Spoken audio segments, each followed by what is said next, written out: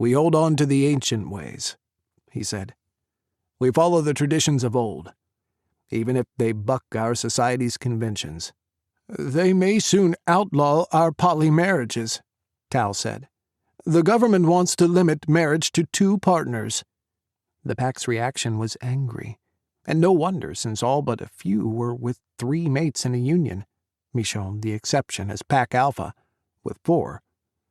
"Yes, despite our efforts to convince them of the error of their ways," he said. He'd always believed in being open and honest with the pack, sharing the good and the bad, like his father had done before him.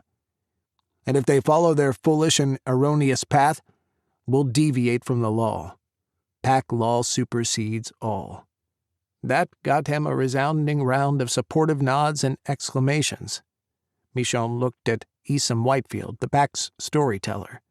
He'd held that honorable position for many years, far before his hair had turned gray and his body frail, though his brown eyes were as sharp as ever. When Esom spoke, you listened, because his words carried the weight of the ancient ways. "Do you have any wisdom to add, Esom?" Michonne asked him. Esom rose, and a hush fell over the barn.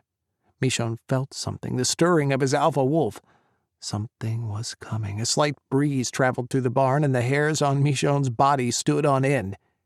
He sat down near his mates, needing their presence. "Troubled times are coming," Esom said, and the room grew so quiet you could only hear the soft breaths of the assembled pack. Even the babies were silent, the toddlers subdued on their parents' laps.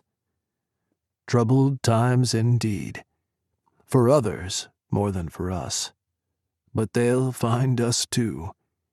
Hold on to the ancient ways.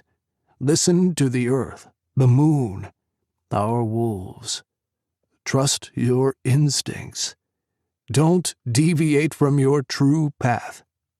Michonne could barely breathe, the weight of those words too heavy for his soul. How could he lead his pack in times like this? Is there hope?" he asked, his voice cracking. Esom smiled. "There's always hope. Our hope lies in you, our Pack Alpha, and those who will follow you. Our hope lies in the strength of the Alpha's union, in the strength of the pack. But above all, our hope lies with the true Omega." Michonne swallowed.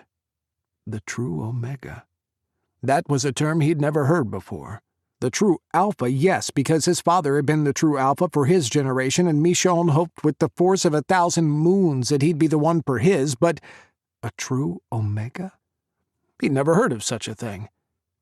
He didn't need to ask, because Esom turned toward the pack, his eyes seeing something far beyond the physical realm.